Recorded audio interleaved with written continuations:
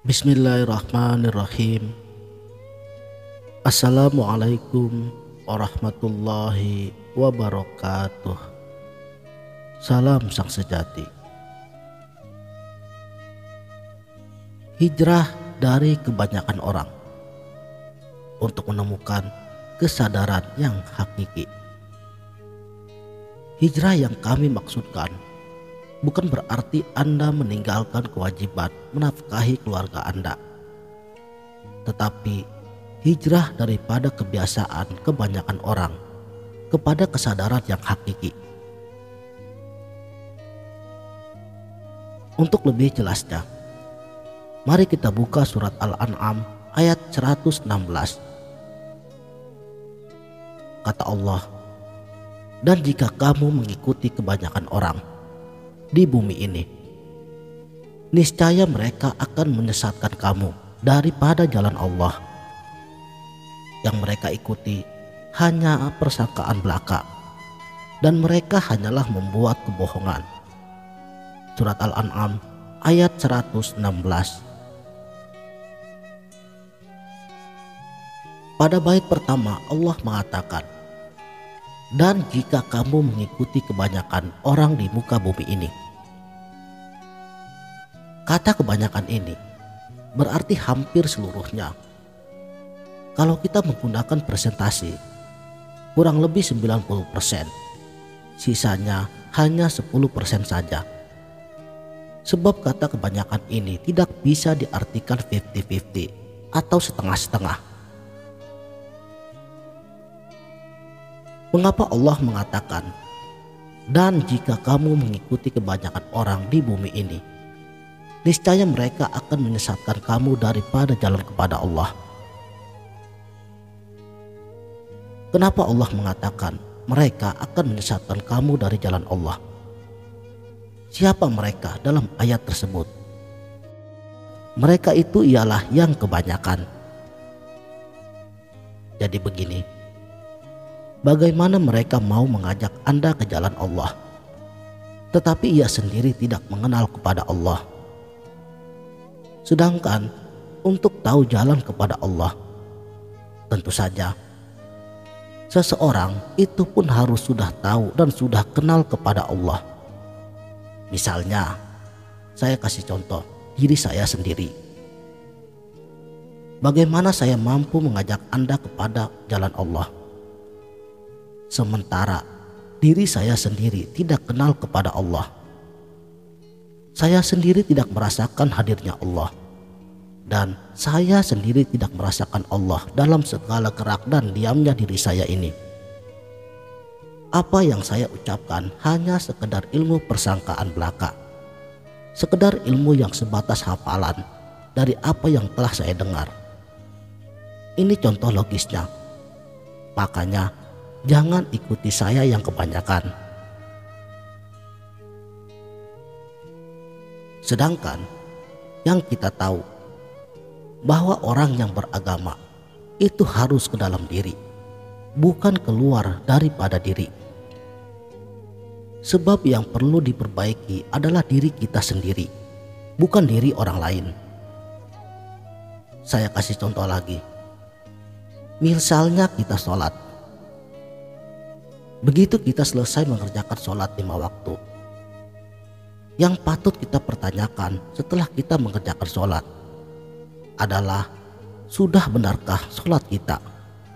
Sudahkah kita merasakan hadirnya Allah di saat kita sholat? Bukan larinya keluar dari diri kita.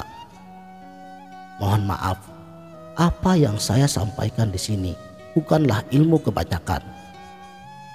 Kalau ilmu kebanyakan, biasanya mereka akan mengatakan, mau diterima ataupun tidak itu urusan Allah, yang penting sholat, daripada enggak sama sekali. Inilah contoh bahasa kebanyakan yang sering kali kita dengar. Benar apa benar? Lalu apakah sholat itu tidak wajib? Tentu saja wajib. Yang bilang tidak wajib itu siapa? Saya, kamu, dia dan mereka. Itu wajib melaksanakan perintah agama. Tidak ada alasan apapun. Titik nggak pakai koma. Faham? Tetapi yang saya maksudkan, tempatkanlah sesuatu itu dengan sesuai porsinya. Jadi terus perbaiki ibadah kita sampai kita benar-benar merasakan buah daripada amal ibadah yang kita lakukan. Jadi jangan mudah menunjuk sana dan tunjuk sini. Kalau kata peribahasa, semut di seberang lautan jelas kelihatan, tetapi gajah yang nampak di hadapan sendiri tidak kelihatan. Jadi jangan mudah menilai hidup orang lain. Apa yang saya share via channel Sang Sejati ini bukanlah ilmu kebanyakan. Makanya bagi mereka yang mungkin saja baru menyimak apa yang saya sampaikan dalam setiap video di channel ini, mungkin agak asing di telinga saudara. Saya pun selalu menekankan, perbaiki diri, perbaiki kesadaran spiritualitas diri. Hijrah daripada kebanyakan orang, heningkan ciptamu dan rasamu, yaitu dengan cara selalu melihat ke dalam diri. Sudahkah saya merasakan kehadiran Allah di dalam saya sholat?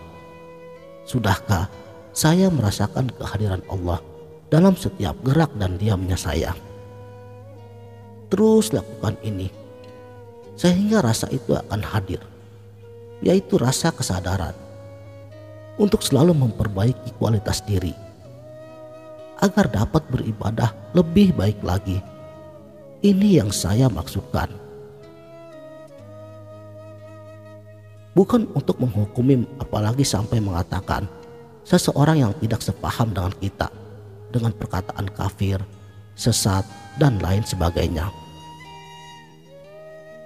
Saudaraku, marilah kita berhijrah, memperbaiki kualitas kesadaran diri, memperbaiki amaliyah ibadah-ibadah yang wajib maupun ibadah yang sunnah, bukan hanya sekedar untuk menggugurkan kewajiban semata.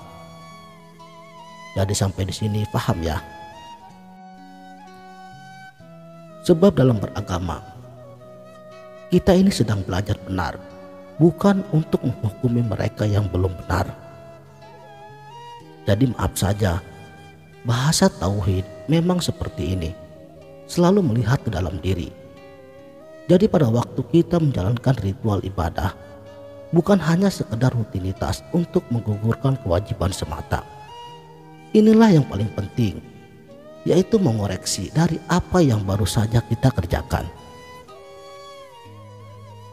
Sebab maksud daripada ibadah sholat, agar kita selalu terhubung kepada Allah, merasakan misra beserta dengan Allah. Kalau hal ini sudah benar-benar telah kita alami dan telah kita rasakan, niscaya akan kebawa kepada kehidupan sehari-harinya, yaitu bangkitnya rasanya kesadaran yang hakiki, berakhlak dengan akhlak Allah, karena sudah selalu beserta dengan Allah.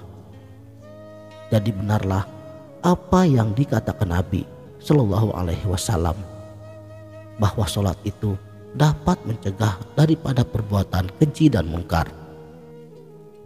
Jadi bagaimana mau ke jalan Allah, yaitu hijrah ke dalam diri, heningkan batinmu. Disitulah baru Anda akan paham. Bahasa di sini bukan berarti Anda mengumpulkan ilmu pengetahuan semata. Kalau niatnya seperti itu, lebih baik Anda tidak usah belajar agama. Percuma, ilmu ini didapat di dalam praktek. Sebanyak apapun ilmu yang Anda kumpulkan, kalau tanpa prakteknya, hasilnya pun akan nihil. Makanya kata Allah, yang mereka ikuti hanya persangkaan belaka, dan mereka hanyalah membuat kebohongan. Siapa mereka yang dicap oleh Allah itu yang membuat kebohongan? Yaitu mereka yang mengaku bisa memberi Anda jalan kepada Allah, tetapi ia sendiri tidak tahu ia sendiri tidak merasakan. Ia tidak mesra selalu beserta dengan Allah. Yang mereka lakukan hanya merupakan persangkaan belaka. Saya kasih contoh lagi. Misalnya Anda berzikir. Zikir itu ingat kepada Allah. Lalu yang kebanyakan dilakukan, misalnya menyebut atau mengulang kalimat tasbih. Itu baru penyebutan, belum masuk ke dalam takrib zikir itu sendiri. Sebab zikir yang sebenarnya yaitu hadirnya hati kepada Allah. Bagaimana caranya? Heningkan ciptamu. Kalau sudah hening, disitulah baru Anda akan menemukan, barulah Anda akan merasakan dahsyatnya zikir yang Anda lakukan. Jadi bukan pada penyebutan apa yang keluar dari mulut Anda, itu hanya sekedar penyebutan, tetapi harus dibarengi dengan heningnya cipta dirimu sendiri. Cipta itu akal. Jadi diamkan akalmu, niscaya akan engkau dapati kenikmatan zikir yang sebenarnya. Saudaraku sang sejati, coba kita muhasabah dari apa yang kita lakukan saat ini. Apakah kita mengikuti kebanyakan orang atau yang sedikit? Coba itu saja untuk direnungkan. Kalau sudah berlelah-lelah tetapi dicap berbohong, kan gak enak. Yang mencap berbohong di sini itu Allah sendiri, bukan saya. Makanya ilmu mengenal diri ini adalah ilmu yang berkaitan langsung dengan praktek. Lihatnya ke dalam, bukan keluar. Ini kebanyakan dari kita seringkali salah mengartikannya. Misalnya, begitu ada masalah, buru-buru cari jalan keluarnya. Akhirnya mudah menyalahkan orang lain. Coba jangan cari jalan keluarnya, tetapi carinya ke dalam. Sadar diri, apa yang terjadi pada diri kita sekarang ini adalah buah daripada apa yang telah kita lakukan di waktu sebelumnya. Buatlah Allah senang. Kalau segala sesuatunya kita serahkan kepada Allah, niscaya Allah akan menggerakkan alam ini untuk meresponnya. Saya kasih contoh. Misalnya Anda punya kredit motor atau kredit mobil. Begitu Anda mau akad, jangan sok bisa bayar cicilan, tetapi serahkan itu semuanya kepada Allah. Inilah yang akan membuat Allah senang. Kalau Allah sudah senang, niscaya Ia akan menggerakkan alam ini untuk merespon kebergantungan dirimu kepadanya. Makanya jangan heran kalau ada orang yang mengatakan, biar Allah yang bayar cicilan ini.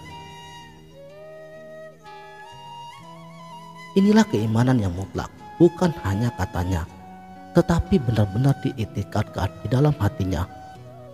Allah lah yang mencukupi diriku. Makanya bagi para sufi, sudah tidak ada rasa khawatirnya lagi.